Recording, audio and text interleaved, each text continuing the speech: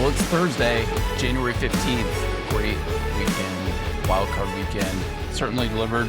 It's exciting, man. Great weekend of football. Austin, you were at the Panthers game. Playoff football, man. There is nothing like playoff football, a home game. It was even the Panthers, which no one gave a chance to win. It was electric, man. Very fun to be a part of the WildCard round. Yeah. Dude, it's something with playoff football. Talked last week about how, it's always sad for me, end of the season. But I do love playoff football, and I was reminded of that this past week with, especially for me, all the broadcast crews that are not necessarily on prime time every single week. So you got, Brady, Romo, and their opportunity to show in their own primetime spot, which doesn't always happen. Cool. Yeah, it was cool. And some are better than others. Did you watch? How was Greg Olsen in the booth, man? Was he obviously wasn't watching the game? I'm not a Greg Olsen fan, to be honest. Get out of here, man. Are you serious? He's grown on me a little bit, but how can you not love Greg Olsen, man? That's insane to me. I like him as a person. I don't like him as a, color commentary guy. Off-season topic. We'll do power rankings of color commentators. Definitely. I mean, Tony Romo got a lot of hate for his broadcast, and the juxtaposition for me of Brady going out there and he was like positioning the football, talking about the wind factor. I knew when he was doing that, he had the ball in his hand. I was imagining you elevating on your couch with the 4 screens. It's one game, but you still got all 4 screens transcending. Like I could imagine, kind of like the thing where you're in the Millennium Falcon and you hit like the stars are just shooting by your head. That's kind of how I imagined you like teleporting when Brady was going that deep into the ball mechanics of throwing into the wind. Yeah, man. I mean, it was great. It's as good as it gets for you. That's as good as it gets for you. That is as good as it gets for me. And, on top of that, Brooks Koepka going back to the PGA. I mean, kind of a great weekend for me overall. Couldn't be more excited. Except for Steelers game. Yeah, I mean, significant weekend in football for a lot of reasons. So let's start here. Monday Night Football, Steelers, Texans. It wasn't a great game. It wasn't pretty. It wasn't clean. But it was Pittsburgh Steelers football for 3 quarters. It was defense, takeaways, gritty football. And I love that. It was awesome. 4th quarter obviously got a little bit out of hand. And CJ Stroud kind of threw the ball down the field. But it was a fitting memory for what I will take away. Rodgers in what I believe was his last football game, and Tomlin in his last game as the Steelers head coach, as we learned. Which was shocking, but yeah, end of an era for sure. So if you love football history the way that we do, it was awesome. It felt like we were about to see something significant. I didn't want to talk about it last week because I loved and bet the Steelers to win and cover. I was wrong, obviously. 1-1 on the week for me. 1-0 for you. In addition to that, I didn't want to talk about it last week because we've kind of become a society that stretches the final moment too far, in my opinion, especially in pro sports. LeBron's been on his farewell tour for 2 years now. So just didn't really want to touch it, but we knew there was a chance of this. But what I didn't realize is that we were watching 2 stories come to an end. Aaron Rodgers' career and the Pittsburgh Steelers that I've known my entire adult life under Mike Tomlin. And not every show gets a great final episode, but we all look for closure when we love a show. And I think that's what we got. I personally have always gravitated towards Aaron Rodgers, not just because of the arm talent and how great he is, but what he generally represents to me, taking the road less traveled, had a chip on his shoulder from day one. Just to do a review here, he had no major college offers. He ends up at JUCO, Butte Community College, finally gets noticed by Cal Berkeley, which, to be honest, was not a football school when he was getting recruited there. Historically was, but not at that time. Still not a football, yeah. Jared Goff. And, he goes 18-7, nearly upsets powerhouse of USC. Back in the day, USC. Yeah, impressive. Number 1. And then draft night comes, right? He's expected to go in the top 3. Instead, we all remember the picture. It's him waiting. 23 teams pass over Aaron Rodgers. He lands in Green Bay with Brett Favre, who's still the face of the franchise, and Favre is obviously not thrilled. That's an understatement. Yeah.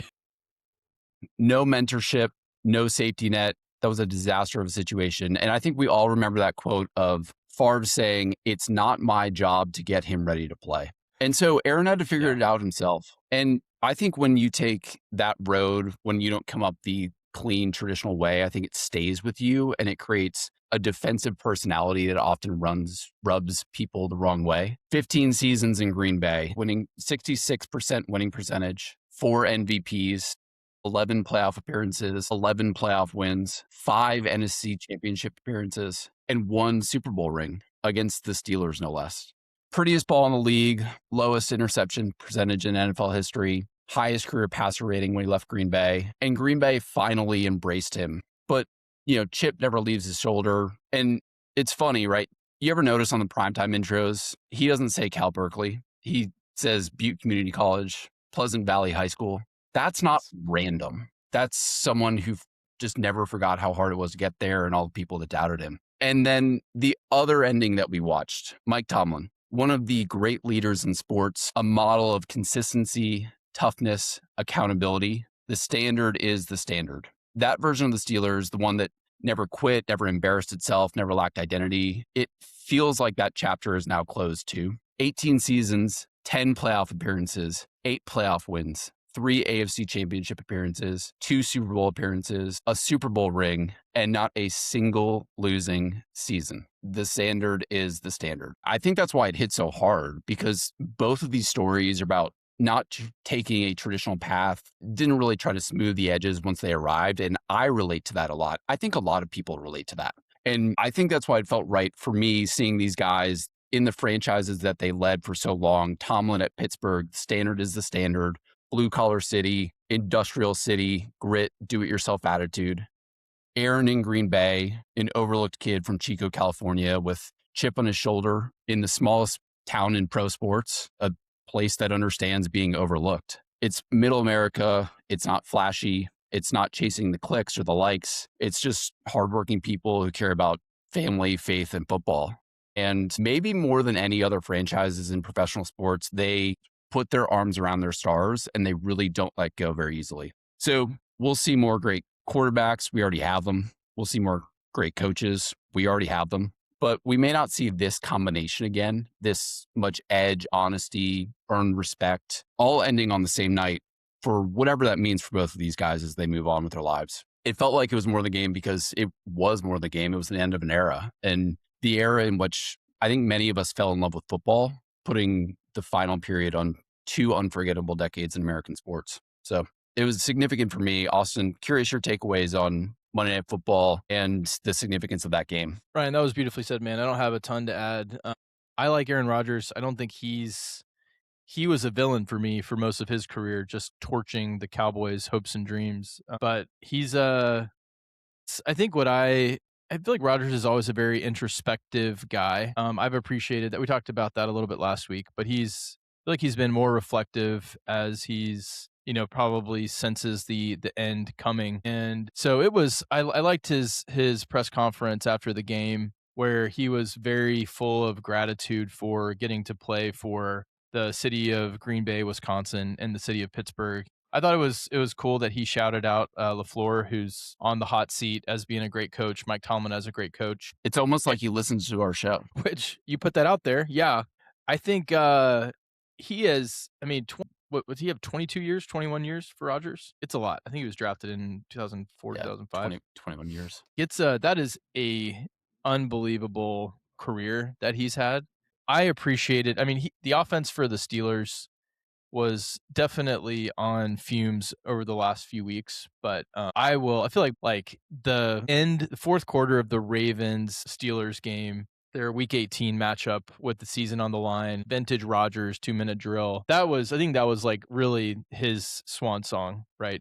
The Texans beat him up pretty good. The defensive fumbles and those scores caused the game to get out of whack at the end, and not the performance that I think he would have won in the playoffs, but he gave us it was a great fit for him this year. And I love the way that he really embraced Rodgers in New York, which was, a terrible fit. He never gave his coaches any props. He never gave the organization any props. You could tell he generally just didn't like being there. And they're catching strays. He's so effusive of the Green Bay. He obviously hated everything about his experience with the Jets. But I've appreciated that he's fully appreciated and embraced Mike Tomlin. And that shows you, for a guy that's won 4 MVPs, that's been in the league for 2 decades, to give that kind of respect to a coach, arm around him walking off the field. 200. You can tell that they both appreciated and respected each other. And even Tomlin in his press conference talking about that's why you bring in a 42-year-old guy. Like, I couldn't say it better than you did, Ryan, on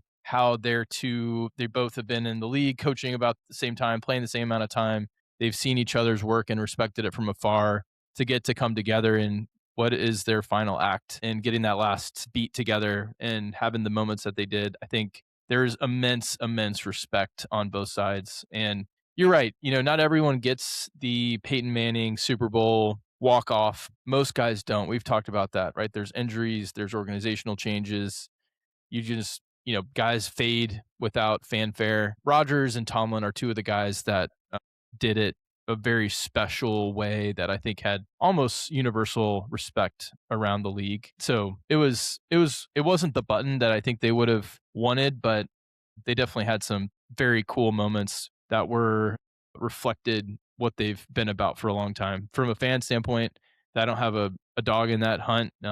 It was cool as a fan to see some of those things come together and get those moments that were truly thrilling down the stretch with those guys. Yeah. The Tomlin thing hits harder for me than the Aaron thing, just because I expected the Aaron situation. I had always expected this would be his last season. To be very clear, he hasn't come Tomlin out was and shocking. said one way or Yeah, another. that's true. But I would be shocked if Aaron comes back after this. The Tomlin news was frankly shocking to me. Shocking. And so he was not fired, quote unquote. He left. That's important for a couple of reasons. I think if I was to read the tea leaves in the building, I think the reality is there was a conversation that was had, and Tomlin was probably leaning this way anyway. I think the Steelers were leaning this way anyway. I think the Steelers are sick of this narrative around them of good, but not great. Yeah. They've lost 7 playoff games In a row. Yeah. And I think that speaks to Tomlin more than anything. Mike Greenberg was talking about this week, and I thought it was so good. Greeny's saying, think about that stat of losing 7 playoff games in a row and what it says to me, it's Mike Greenberg talking, how terrible those teams were that Tomlin dragged into the playoffs and not have losing seasons. And, then you start to play the best teams in the league when you hit the playoffs, and it's the players on the field. So I couldn't agree with that more. I regard Mike Tomlin as, I think for me, he is the best coach. He embodies everything that I look for in a leader in my own life. It's very similar to how I think about Vrabel. And there's a lot of McVay, although McVay is a very different cat than Tomlin is. But there's this idea that we don't quit, we don't give up, we just keep moving. And Tomlin, more than Belichick,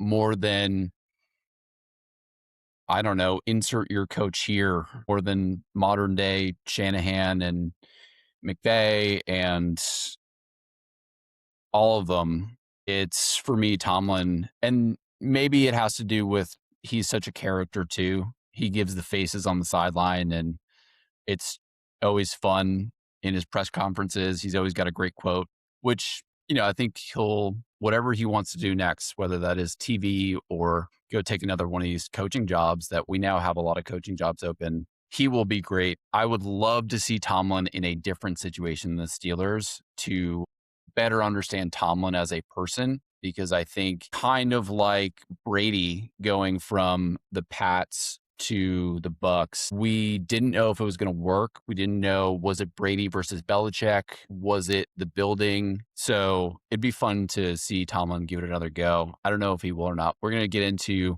a little bit of the coaching carousel later in the show and talk about where we think everybody's going to go.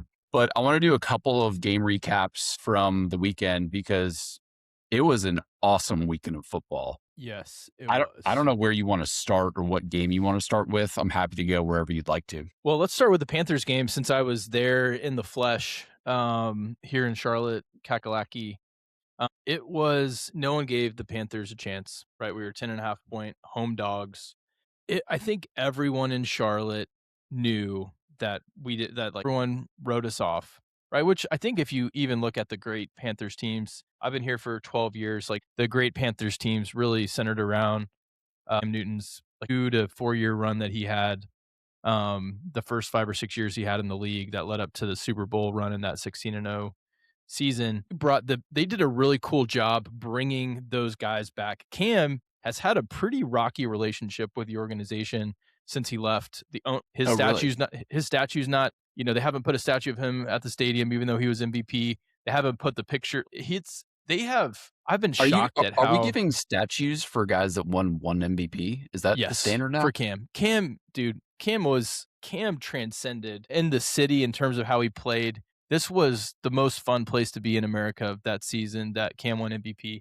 If you hate Cam, you hate Cam. If you're here, Cam in your city playing the way he was playing was unbelievable. They brought him out. He banged the drum at the before kickoff, which was insane. Everyone was freaking out. They also brought a bunch of the Panthers legends out, Delhomme and Thomas Davis Sr. in the third quarter. It was you felt like they were rallying the spirits of Panthers past to keep them in this game. And after the first drive, you're seeing Puka just running wide open. Looks like their defensive scheme was to not guard number 12. That's a very bold defensive strategy. Puka's killing us. Had 2 touchdowns in the first half. And then we got it together, strung some things together. Second half was very fun, getting the lead in the fourth quarter, being up by 4.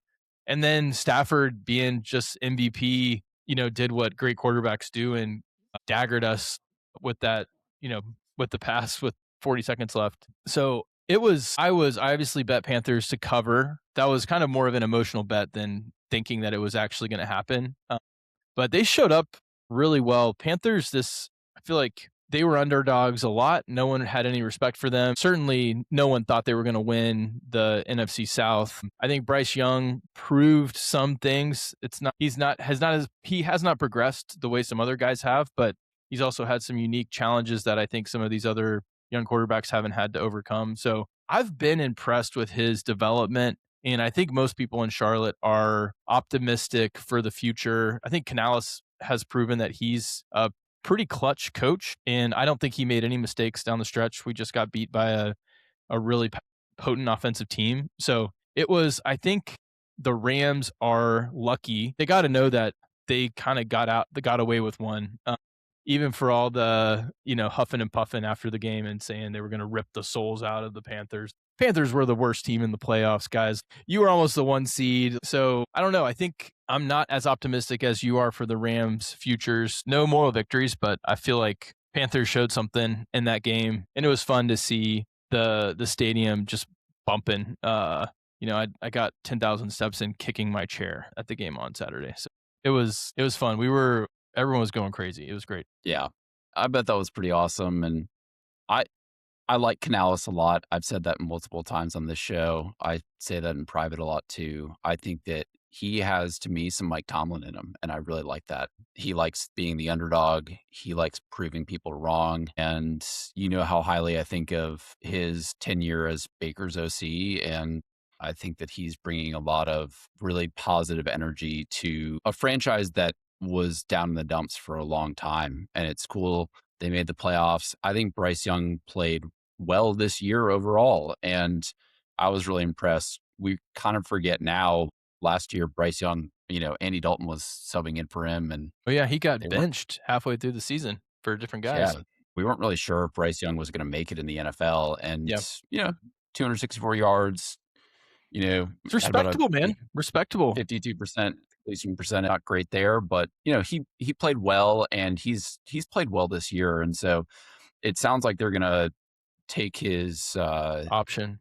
Yep. His option, which I think is the right move for the Panthers. I think that Totally. they still have a lot of cap space and are in a really good spot as a franchise and have a lot of pieces that they're going to get in the draft. So I think it'll be really good for them. Totally. Yeah, I mean, Devontae in the presser afterwards talking about Stafford and said, Stafford said one of the most gangster things you can ever say. It's pretty cold. He said, let's go snatch these guys' hearts before that last drive. And they did. Stafford's pretty baller, man. So yeah, he was pretty good. I mean, you could hear a pin drop. when he scored Yeah. that last touchdown. It looked like we might have had a chance, but man, that was just a big time quarterback making a big play, and he's a great player. So it was they definitely won the game, which that's been my issue on some of these really good games. Like in the Pittsburgh Ravens game week 18, got kickers like not executing down the stretch. It was good to see the players on the field win the game. The refs didn't overdo it. Just good team won. Yeah, man. Totally agreed. Other games this past weekend, Chargers Pats, that was just a beat down. Yeah, Closer than man. it looks on the final score, to be very clear. So Chargers stayed in it for a while. I thought this was an interesting game to me. I think very highly of Jim Harbaugh, as you know. I think very highly of Justin Herbert. We said this going into this game, without your offensive line, it's going to be a tough deal against a physical New England Patriots defense. And we saw that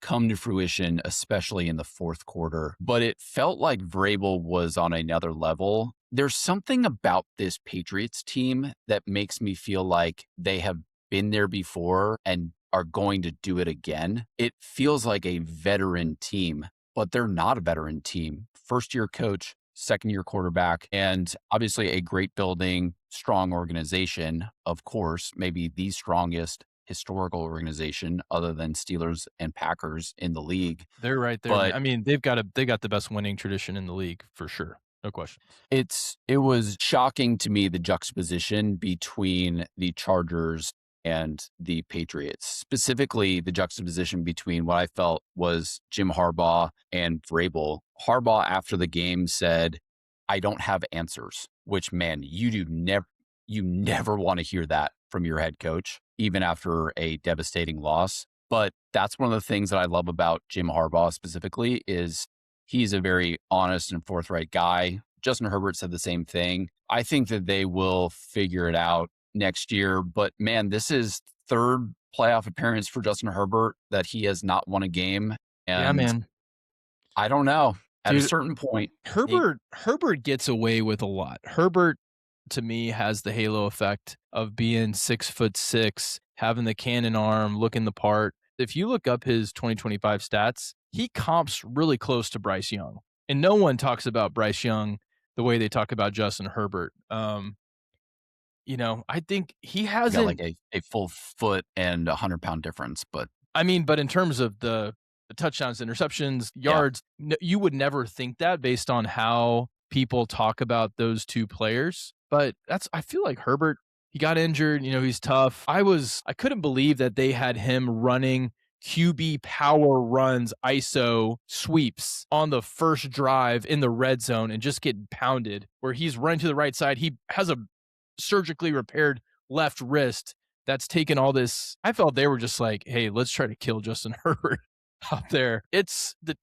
Scoring 3 points in a playoff game is beyond embarrassing for the weapons that they have. The Pats are the thing that pops off the film when you watch the Pats is their physicality and speed. They hit like no one else in the league. Maybe the Texans, but there's just the way the Pats move on defense, and they are just a physical flying around team. I watched that game and that's when I got the futures on the Patriots to win the Super Bowl. Just from watching all those games and just they pop out. Drake May is sneaky fast and elusive, underrated with his legs, and just throws I think he was the most accurate passer in the league. So he is mature beyond his years. He's very poised, has a lot of that Patriots DNA that we talked about of just kind of keeping his mouth shut.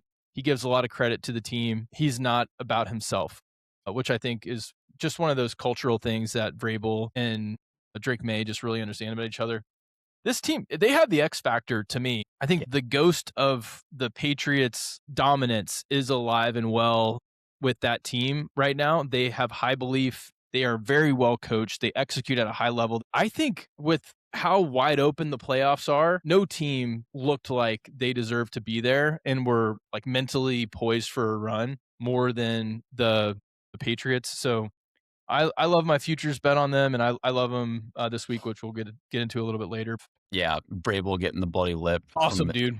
Milton Williams, the defensive end, and Tirico and Collingsworth freaking out, which they should have. That was like such a vintage. I mean, he's a linebacker, right? I played linebacker 20 years ago. You can tell there's something you see him in practice, just getting into guys. He leads by example. He's still as intense, and he's still a big guy. Linebackers are just selfless guys that are high intensity and leaders, right? They're kind of they're the quarterbacks of the defense, but they don't get 100th of the attention that the quarterback does. So he's the team on the things that you want to see working in the playoffs: X factor, coach, quarterback attitude, execution, defensive play. I mean, tell me where you don't love the Patriots right now with how they're coming into form. No, I hear you. I think on the other side of this, though, I think Tirico and Collinsworth did a great job in this game. At the end, they were talking about the Chargers' woes with, like we talked about last week, with the O-line being hurt. Dewalt, who's arguably your number one player on that team other than Herbert being out, is just a tough deal. Tirico's going on about how bad the O-line and the weapons have been for Herbert. Boo-hoo, man. And you think the Niners are making excuses like that? No, man. It's a playoffs, dude. It was just funny. So it was funny to me watching this live because Collinsworth then says, well, that didn't apply to tonight, Mike. And then Herbert just gets ripped apart on the next play. He's getting killed, dude. I mean, it's going to be like Weekend at Bernie's in the pocket out there, So it was, I thought the Chargers just got completely outplayed. The Chargers defense, I thought, looked really solid. And I felt during the first 3 quarters of that game, the onus was on Herbert solely. Yeah. His O-line hung around enough to keep him in that game, and he had multiple chances in the red zone, and he did not take advantage. I'm a big Justin Herbert fan, but I look at that game now, and it really makes me rethink how I feel about Justin Herbert for the long run. I don't know that he has a killer instinct, and I don't know that he's ever going to be that guy. You got to look at, think about the flack that Dak Prescott gets, right? At some point, Justin Herbert needs to take his share of responsibility and flack for the lack of execution in the playoffs for all the pieces that they do have. So I thought everyone can make excuses about being injured. The 49ers, to me, were a perfect example of a team that's like, if any team had the right to just throw their hit. Yeah, let's go do it right now. That was unbelievable. So this to me was the ultimate coaching mismatch. Totally. We spent a half an hour on this show a month ago talking about Sirianni. We just don't understand what's going on there.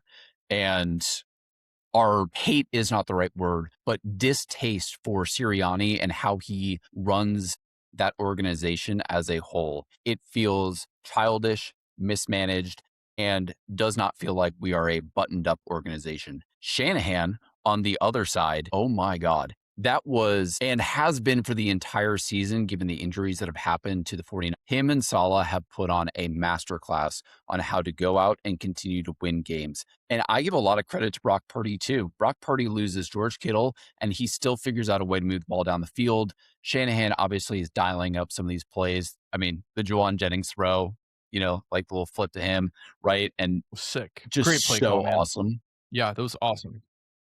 And he had a great name for it. I forget what he called it in the presser. But and then on the other sideline, we've got, what is Sirianni doing? AJ Brown, I understand that he's a diva wide receiver. You can't go run at a guy, especially in primetime football, and start screaming in his face as the head coach. That is childish, immature behavior that does not create a positive organizational structure to go out and win football games and to continue to win that football game that you needed to win. It's winner advances, loser goes to Cancun.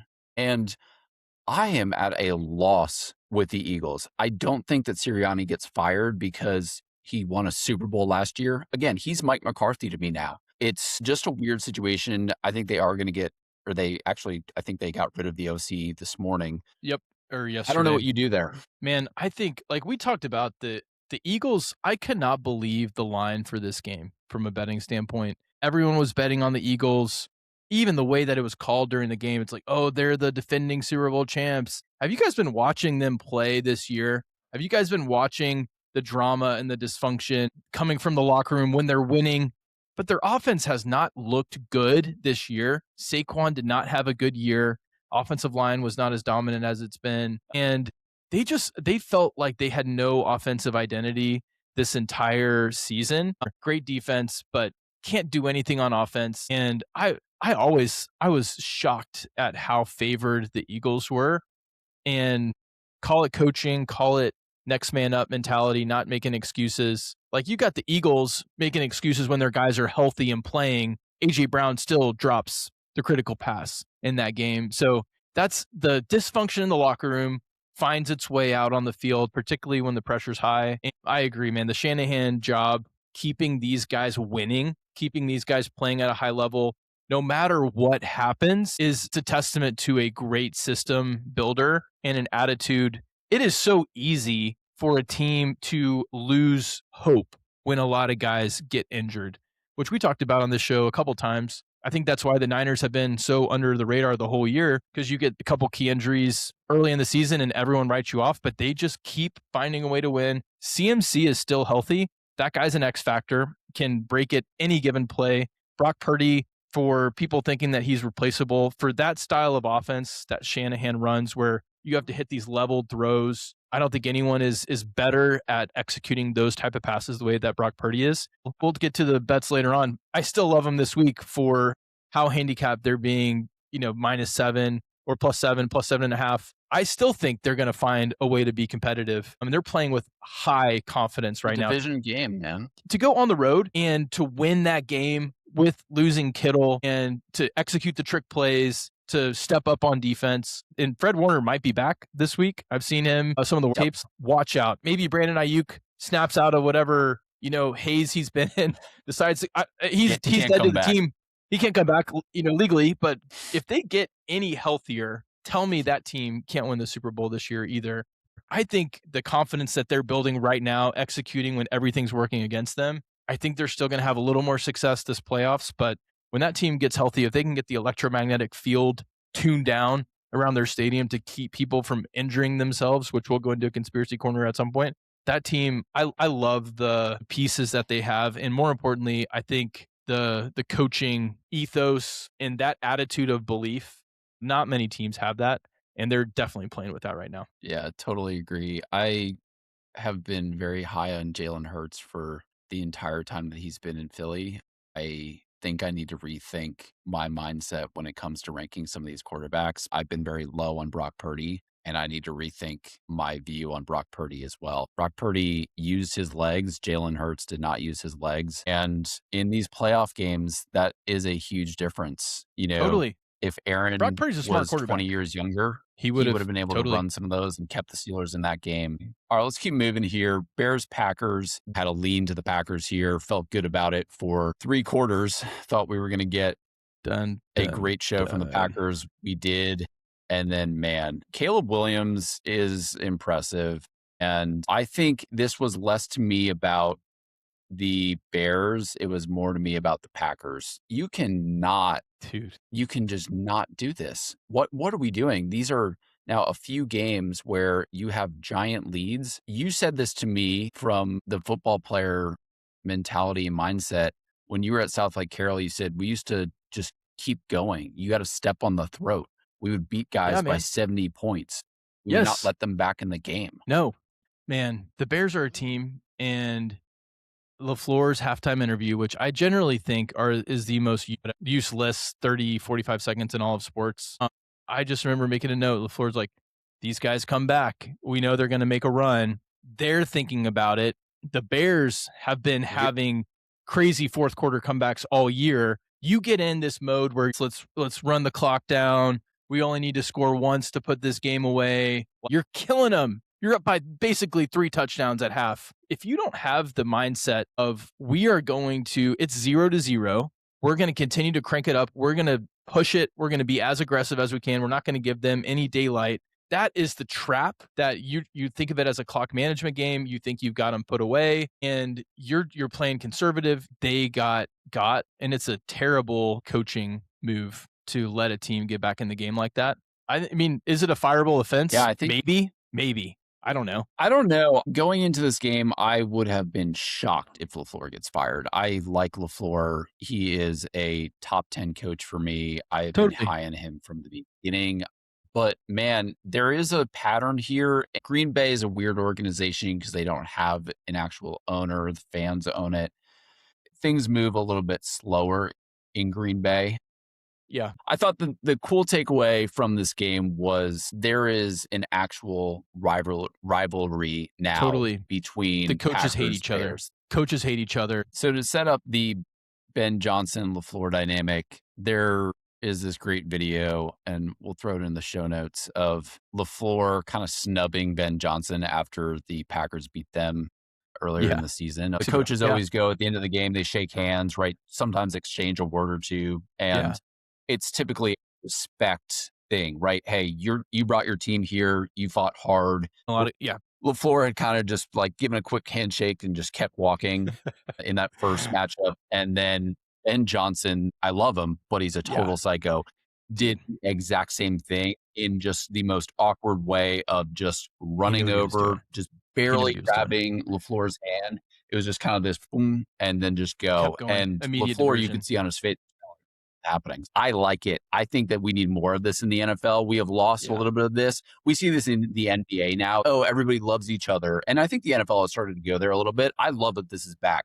Let's bring back the true city to city rivalries and the coaches that absolutely hate each other. Ben Johnson's like opening locker room speech after, like it's in there, was F the Packers. He's not just an X's and O's guy. I think he understands like the rivalry, what it means being in the same division, playing. You got to create some Billboard material, man.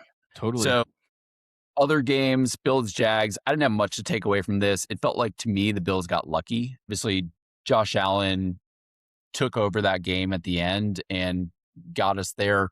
But I felt like the Jags had a lot of opportunities and they performed well. And I think the Jags are for real on the go forward. I thought this was a good loss for them. I'm not super high on the Bills going forward, but you can never count Josh Allen out. I totally agree. Bills outside of Josh Allen were not very impressive that game.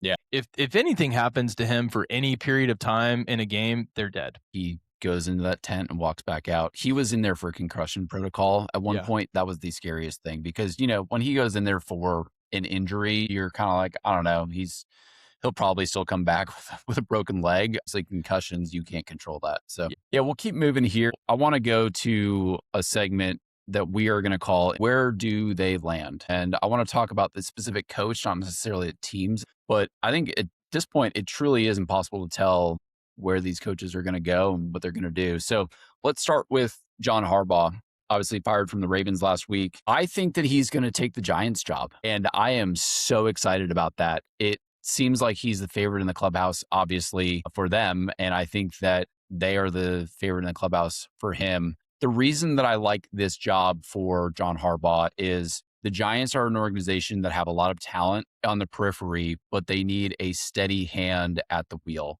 I think Harbaugh brings that, and I think that they play in a relatively weak division. It's a little bit ironic to say that because you've got the Cowboys and the Eagles in that division. And the Commanders that almost went to the Super Bowl last year. Yeah, right? Commanders we'll see what happens there. I don't know. A lot of dysfunction in the Commanders is what we're hearing. But I would love to see Harbaugh go there. That's my favorite. Austin, where do you think Harbaugh ends up? I've seen Harbaugh, it sounds like, is dictating a lot of terms for who can interview him. He wants to have, got to have a certain coaching staff budget, his budget, GM, player personnel. He's kind of taken the very alpha stance in this interview process. The Titans are an interesting potential fit for him because of the young quarterback, the cap space, being willing to give him maybe some of the control that he's looking for. It seems like Harbaugh is almost the one doing the selecting for this process. I mean, his criteria is more extensive than I think a normal head coaching candidate would have. So yeah, that would be my dark horse. I think the way that the dominoes fall in the next week is Harbaugh and then everyone else. So I think all of these teams are trying to figure out where Harbaugh is going to go, and then we'll see the other dominoes fall. Is Harbaugh the best candidate with Tomlin being on the market?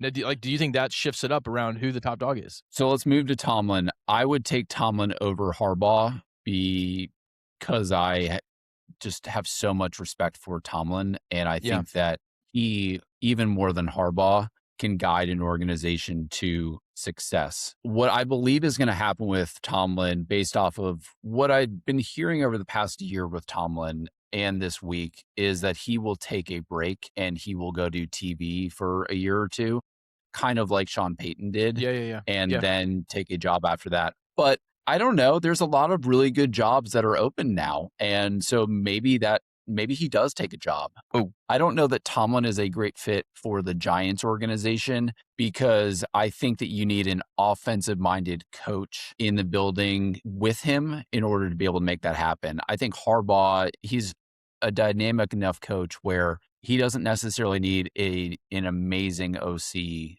to pivot the building. The Giants, I think, need to get more to an offensive coach. And I think Tomlin would be great there if he had Mike McDaniel as his OC. That would be awesome. Kevin Stefanski, fired from the Browns. Rumor is he might take the Ravens job.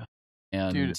I think that would be great. Offensive minded coach. I think it would keep Lamar there. I don't know.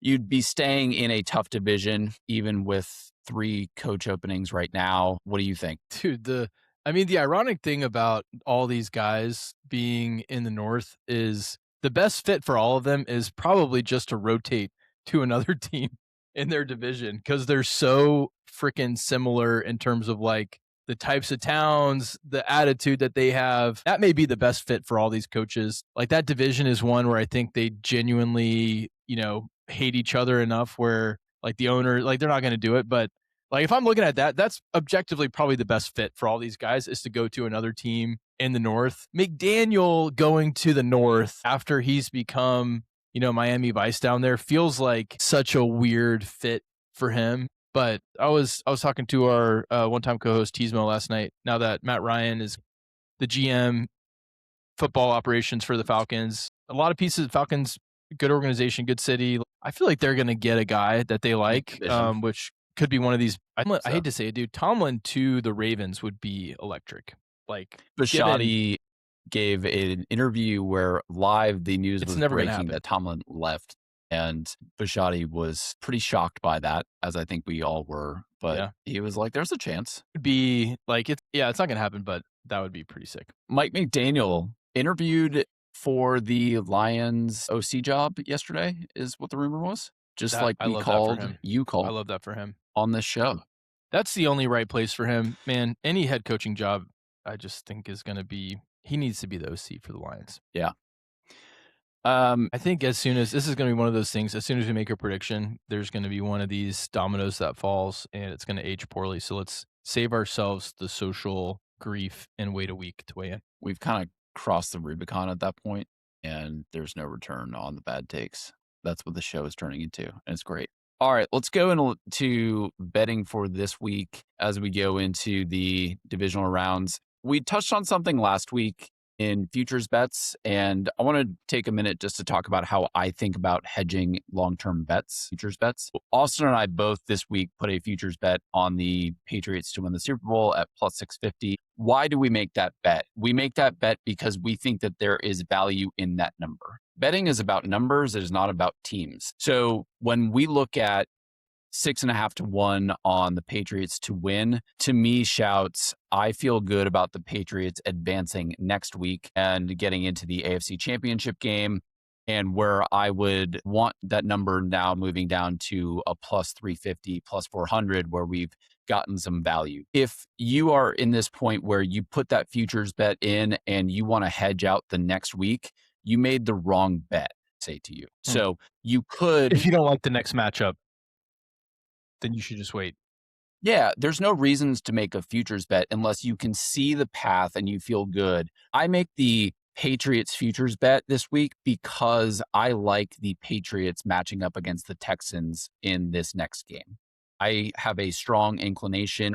I'd probably be betting the Patriots on the money line to win that game. So you can go ahead and you can say, hey, all right, well, I want to hedge that bet immediately with the Texans plus 3 at the Patriots, but that's not why you make a long-term bet. You make a futures bet because you like the path that's coming up, and you don't know what's going to happen once they reach the AFC Championship or the Super Bowl, but you like them getting to that spot. Don't make futures bets unless you can see a good path in the immediate future. Once we get to the AFC Championship, what do we expect the line to be if the Pats get in? It would either be the Bills at Pats. I would expect that that's probably a pick'em game, right? Minus a half either side. I do. Maybe, yeah. And then I also would say Pats at Broncos. I fully expect the Broncos would be favored there, but I would like the Patriots in that game. So I can then start hedging once we get to the AFC Championship, or I can start playing some futures on some other teams as we get further down past the divisional round. Obviously, the NFC West with the Seahawks and Rams, when we take a look at Super Bowl futures right now, they are your number 1 and number 2 teams. Seahawks are plus 270 to win. Rams are plus 320. When we start to move past the divisional round, those odds are obviously going to go down, but I can start hedging out that way with some other futures on teams that I like as well. So that's how I think about futures and the market. The other thing that I will say generally on these futures bets is do not cash out on FanDuel, DraftKings, Caesars, Will Hill, whatever your book is, Hard Rock. They will provide you a cash out number when the Pats win this week. It will be lesser than the value that you can get by mechanically doing it yourself, right? What do you mean by that? You bet a $10 bet at plus 650 on the Pats futures. Pats go and win this week. They're saying, okay, great. We're going to pay you $12.50. But the reality is I can go and I can place a $5 bet on the Broncos or Bills in their future at plus 300 odds and get a little bit of a better number, or I'm taking that $5 and I'm hedging against my Pats bet directly in the next game. I'm going to take the Bills or the Broncos against the Patriots at minus a half or minus 3 for them to win the game, or on the money line. These bookies are cockroaches, and they are going to try to screw you by hitting the cash out button. When you are in a live game situation and you can't hedge out of a bet that you like, it is totally okay to hit that cash out button. It's quicker. You can't do the math as quickly. Totally get that. And there may not be some options available. At the end of the game, typically spreads go away, totals go away. You are just looking at money lines on either side. So it's a little bit harder to hedge. Does that make sense? Totally. And I also feel like live cash outs, there are, especially when you get down in the fourth quarter, they're kind of overreacting to the last piece of information that they have. Like a touchdown, a big play, you'll see every play they update those lines. So there can be some good arbitrage down the stretch in those games. Great value if you have the ability to live bet. For the last piece of information, their kind of gut reaction that the computer spits out, that you can find some value there. And I think we'll do a whole off-season show on how I think about betting, what I've learned, and not to say that I'm an expert here by any means. There's a lot of other guys that we can point you towards, reach out to us, but we have learned a lot over the years and can give some good inclinations, how to manage bankroll and how to think about how you make futures bets in a given NFL situation, as well as what we think about from just a pure handicapping perspective. Love it. So let's go directly into divisional round playoff slate. Let's hit these games, man. I want to give a couple of notes on how I think about betting this week specifically. So when I look in playoff betting generally, but especially in the divisional round, we've kind of separated the cream from the crop. And I am looking for the better quarterback, A, the better coach, B, and the better defense, C. Those are my 3 number 1 parameters. And then I go to weather, travel, spot, all of the things from a situational handicapper that I am that you would typically expect. So we're going to go in rotation order. We got 4 games this weekend, 2 games on Saturday, 2 games on Sunday. Bills at Broncos. This is your 4:30 p.m. Eastern game on Saturday. It's going to be with CBS. Hopefully, Romo will pick it up a little bit from last week. 51 degrees, partly cloudy. Obviously, that can change. because we are recording this on Wednesday, January 14th. Spread is Broncos -1.5. Over under is 46.5. I lean on this game two ways. I lean towards the Broncos -1.5. My take from that Bills game against the Jags is that they looked overmatched, and I think that this comes down to coaching. I'm going to take the better coach here. I trust Sean Payton and his defense to do enough to win this game. I lean over in this game, which is interesting because this was flashing red on my screen to go under for a number of reasons. The reasons I would typically be going under here. One, I have the Broncos coming off of a bye. Teams typically start a little bit slower coming off the bye, offensive side of the ball. Two, Bills have to adjust to the altitude as they go out to Denver. That's always a little bit challenging and more challenging than we ever think it actually is. It's also a travel spot for them. And then Allen in altitude, he has a tendency to throw a very, very high, deep ball, long ball, hard, and it goes in this air, in this altitude, it often sails on him. So I would typically lean under. However, Josh Allen, I do not bet unders in his games. So that's where I'm at there. Dude, yeah, the only feel I have for this is the over in this game. Josh Allen's the ultimate guy that if it's a close game, it's going to be touchdown, touchdown, touchdown the last few possessions. I don't have a great feel for money line, but I do like the over. Bonus pick here, Josh Allen over 36.5 rushing. This is something that I do in the playoffs is I start recording the over under rushing yards, passing yards, receiving yards for each of the individual players on the teams that I'm seeing the week prior. He was at 33.5 the week prior. I like 36.5 here. He's going to have to use his legs. I always, in the playoffs, generally like betting Josh Allen to run the ball. And the other thing here is Broncos running backs. The lines are not out for those yet, but I lean over on those. This all just has to do with the run defense for the Bills is not great. Moving on, Saturday primetime game, 8 p.m. on Fox. It's going to be 49ers at Seahawks. 48 degrees in Seattle that night. Seattle in these primetime games is loud and intense.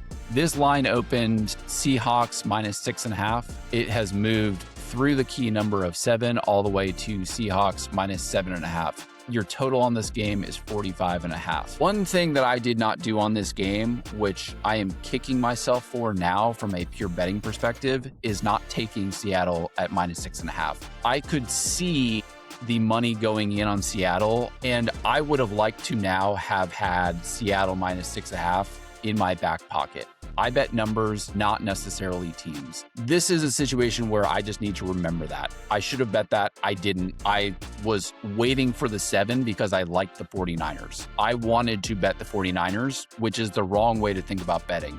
You need to bet the number, not necessarily the team that you believe in. So this went all the way to 7.5. That's where it's sticking now. So I'm going to go ahead, and this is going to be a bet for me. I'm going to take the 49ers plus 7.5 at Seattle. I love and bet the 49ers. I think we are going to see Fred Warner come back like we alluded to earlier. And Shanahan, when he sees these teams in division multiple times in a given year, he comes up with a good game plan. And I think Saleh is going to do the exact same thing on the other side of the ball for him. So the other pick that I have here as well, 2 picks on this game. The total opened at 46.5. It's now 44.5. I'm still going to take the under. Interesting. Saleh is going to bottle Darnold up, and the Seahawks defense is the best unit on the field. What says you? I love Niners at plus 7.5. Easy pick for me. Pod bet for the week. Yep. Okay. Other bonus pick here. Charbonnet over 46.5 rushing. I really like that. He's been touching the ball a lot more lately. And the Niners, their weakness when it comes to defense is the run defense. All right, let's move over to Sunday, 3 p.m. game Eastern. This is going to be Texans at Patriots on ESPN. It's going to be 32 degrees in Gillette, and the Patriots are laying 3 points at home. This line opened Pats -2.5. It moved all the way to the key number of -3. Total on this game is 40.5. I don't have a pick here. I lean to the Pats -3. This line is moving, so if you want to bet the Pats, bet it now, because I do think that we're going to see 3.5s painted across the board by the time that kickoff comes on this game. It's -3 for me now, up in 2.5. And that's moving towards -120 on the big, which means that you're going to start seeing some 3.5s pop up here as well. I lean over on the 40.5, but don't have a really strong feel there as well. Tell me, I got a question for you there, because last week you said you loved the under for Steelers Texans because they had two of the best defenses out there. What's the thinking on this, where Pats were unbelievable last weekend on defense? Texans defense is the one hang up for me, which is why this is a lean, not necessarily the Pats defense. I didn't take anything away from the Pats defense other than Justin Herbert didn't have a chance in that game, and I can't bring that into my thinking too much. I lean over here because I think what we saw from CJ Stroud in a cold weather game was very impressive. He threw the ball down the field multiple times against a really strong Steelers defense, and secondary specifically. So that to me, plus Drake May on the other side of the field, where he's going to run the ball and he's going to get his and figure out how against a really strong defense in the Texans to get his points. I generally feel good about the over, but again, this is not a pick for me. I will also say in cold weather games in the playoffs, you typically see the score go over the total, which is contrary to how you might think about it. That's interesting. Yeah, I love Pats. I love Pats at -2.5. Obviously, I still like Pats at -3. Love it.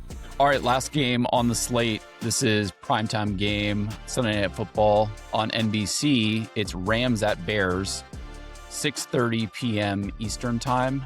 The weather in Chicago is going to be 18 degrees, and it is going to be windy. The feel they're saying is going to be -7.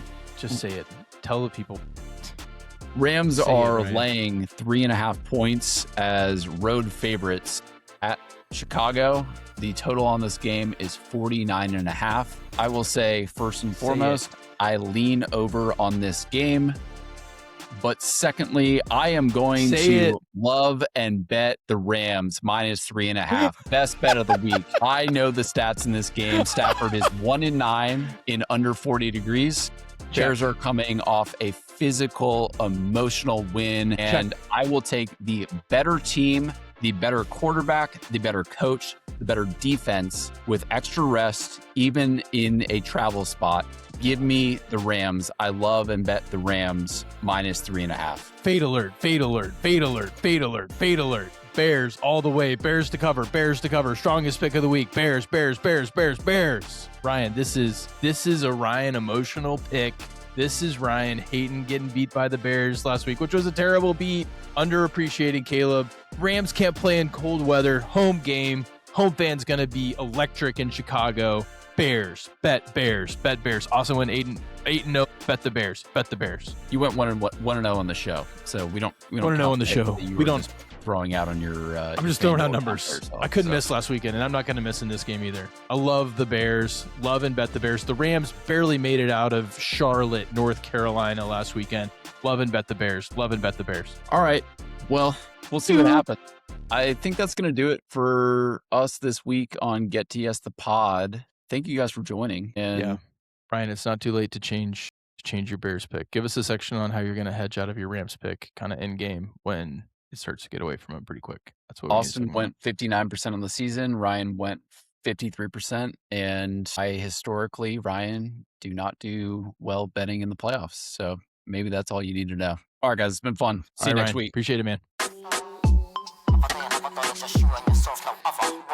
What they know about this, that. I got the bars, we can have a little chit chat. Too fake with it, nah, never been that. Float is dead, you might as well been that. Chuck it in the bin, bye bye. Bars will hit like a mad drive-by. Man, when I pat on the back, high five. He gets no ratings, they love to lie. Cowboy, you're in the middle.